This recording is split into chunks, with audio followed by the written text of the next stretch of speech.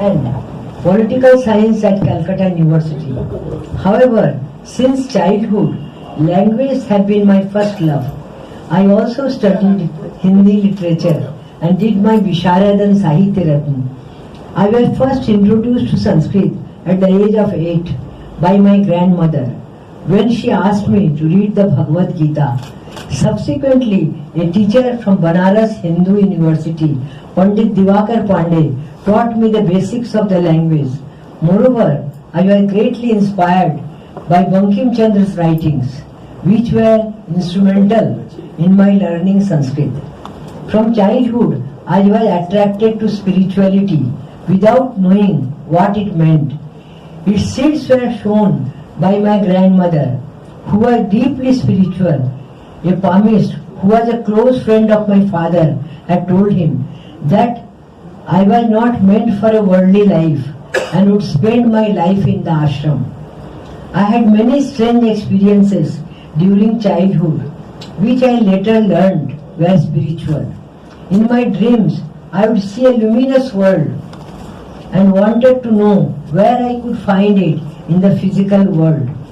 When I started writing stories for children in Sanskrit, I narrated my spiritual journey in the story Prashna, published in the Katha Madhuri, for which I am being given this prestigious award. I had first heard of Sri Aurobindo when I was 9 years old. One day I heard on the radio that the great yogi had left his body. On 5th December 1950, when I asked the elders where Sri Aurobindo had gone, they said he had gone to see what is death. At that age, I didn't understand what that meant. Soon after, at a book fair in Kolkata, I saw Sri Aurobindo and the mother's photographs for the first time, and a light appeared to enter my being. I had the inner certitude. It was they whom I had been seeking. I urged my father to buy the photographs. I kept them in my almirah and started worshipping them. Gradually, I came to know that the mother stayed in Pondicherry. When I was 19, my mother took my sisters and me to Pondicherry. On arrival, the place and the streets seemed familiar, though I had never visited it before. When I entered the ashram, I felt a strong sense of peace and joy of having found the luminous world that I had been seeking since childhood. When I met the mother and touched her feet, she embraced me and put her hand on my head. I felt that I belonged to that place. Though I returned to Kolkata, my heart was in the ashram. I wrote the mother requesting her to give me some work that would enable me to feel her presence in Kolkata.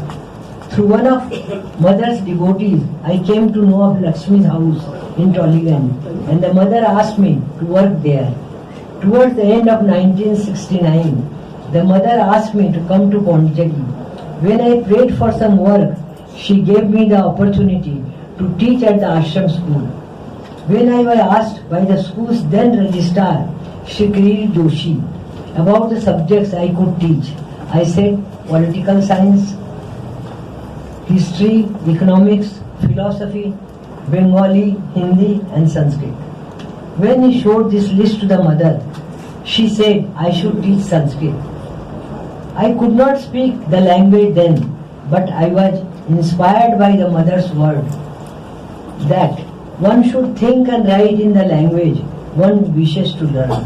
My main inspiration were her words, Sanskrit ought to be the national language of India, and that each child born in India must learn Sanskrit.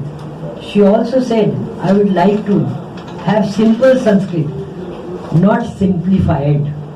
This opened a new vision for me. I began teaching in the ashram school and college. I started thinking and writing in Sanskrit and put all my efforts in making it a living language. I also practiced spoken Sanskrit in all my daily communications with the students. My younger students used to love stories, and inspired by their interest, I started writing simple stories and creating small games and grammar exercises to make learning easy and interesting. I started writing these stories in the early 70s. Some of them were published much later with a view to help Sanskrit teaching all over the country. It was thus that Katha Madhuri and other booklets were published. When I had started teaching, academic Sanskrit did not have words for many things that were a part of modern life. Many such words were coined according to their etymologies by Sri Jagannath Vedalankar, a great Sanskrit scholar and sadhak who resided in the ashram. He was my guide, teacher and mentor, and I shall remain ever grateful to him for immense help, guidance and support. In my more than 5 decades of teaching Sanskrit at the ashram school, it is the mother's words that have inspired and continue to inspire me. I am eternally grateful at the lotus feet of the Divine Mother for granting me the special grace of teaching Sanskrit in her school.